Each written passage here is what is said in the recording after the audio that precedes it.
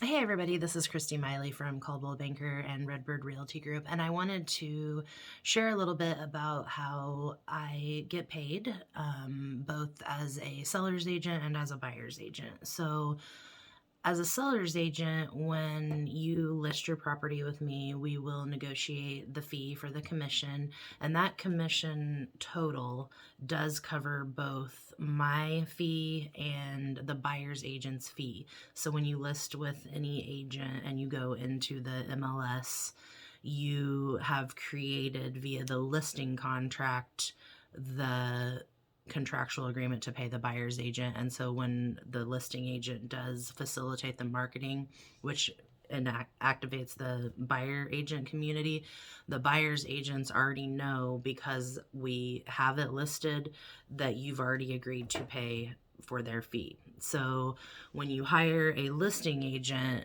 and you agree to that total commission, you are in essence enacting the whole buyer agent community and ensuring that they will be paid. So that's how they, start to try to sell your property for you.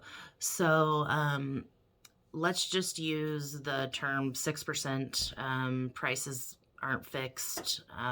Different people charge different rates. I 99% of the time do charge 6%. So I just want to be clear, this is just me discussing what I particularly charge at this moment. So if we agreed to 6%, what would happen is I would then market the property, and then a buyer's agent would bring a buyer, and at the closing the commission would be charged, and then it would be split in the manner that has been set forth. So for instance, 3% to the buyer's agent, 3% to the seller's agent. But one thing I like people to understand is that that entire 3% doesn't go to the buyer's agent or the seller's agent, typically, almost never. So for instance, my situation is I work with Coldwell Banker Shook, and so that 3% seller's commission that I negotiated for myself would be paid to Coldwell Banker at the closing, and then Coldwell Banker pays me a portion of that. So again, those are all variants, variations of how much they're going to pay each agent. But I think it's important to understand that you're paying as a seller two companies, two agents. The other seller fees that would be typical would be title company fees. So there are recording fees. There are fees for the title company's time and work in managing the closing. In our area, you can safely estimate approximately $1,000 in title company fees, including title insurance. This does vary. So again, I'm just trying to put out a basic structure, and then we can talk about your exact fees when we decide to work together.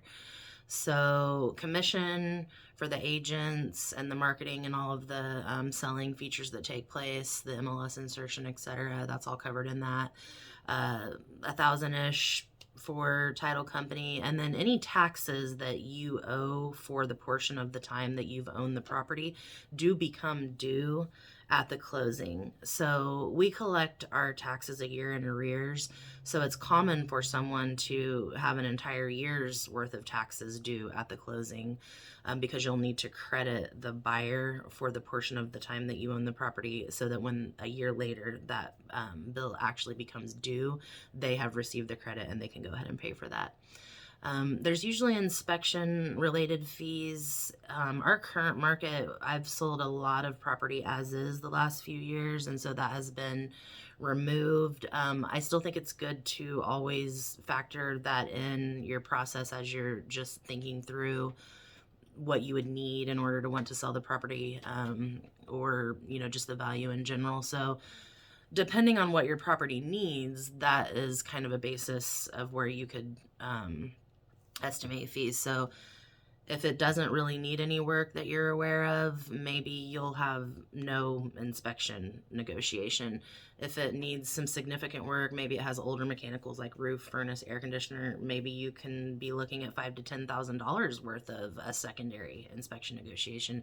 It's really all over the board, what the inspection may entail. And on that note, I believe that's one of the places where I really, really differentiate myself from some maybe lesser experienced or lesser aggressive or skilled agents are able to negotiate. I believe that I have some extremely powerful negotiation skills within the inspection portion, and those are the types of things that only go on behind the scenes. So whereas some agents, maybe they don't have the ability or the time to help you get multiple quotes, for instance, or they don't have contractor referrals that can help you out in a timely manner, things like that, I usually do. And so if you have 5 items that you need to correct and you're a little bit, lost with how to start, I typically can jump in and kind of lead that entire process for you, including shaving off hundreds of dollars on quotes quite often by taking the time to assist you to check around. So there are many, many ways and many aspects of the transaction that I have an opportunity to recoup some of the commission fees for you via my skills. And I truly do believe that I usually sell the properties for quite a bit more than some agents may be able to without the marketing skills that I have, because it does just take 2 leads to get a bidding war. So if you think about it in the manner that every single lead could potentially run the end sale price up, you begin to understand even more how impactful each additional lead on the property is. And so even in our current market, that's especially important because the market is moving so quickly. If you only get 72 hours to market your property before the offers start coming in that are compelling enough that you really do want to accept one, but you're hoping that you did see all of the offers that are out there, that is the type of market where someone like myself can, again, really differentiate themselves, because I do have a marketing degree and many, many hours of advanced education in current social media marketing techniques. It does enable me to get the most leads the fastest and then begin to help you to decipher which offer is best for your property. So that is the fees, a little breakdown, commission, taxes, repairs, title company fees, and that would be the fees that would all come out at the end if you do procure an offer that closes. So I hope that helps. Just give me a message or a call anytime if you would like more specifics, and I can just email you all of this as well. So it's KristyMiley.com, and thank you so much.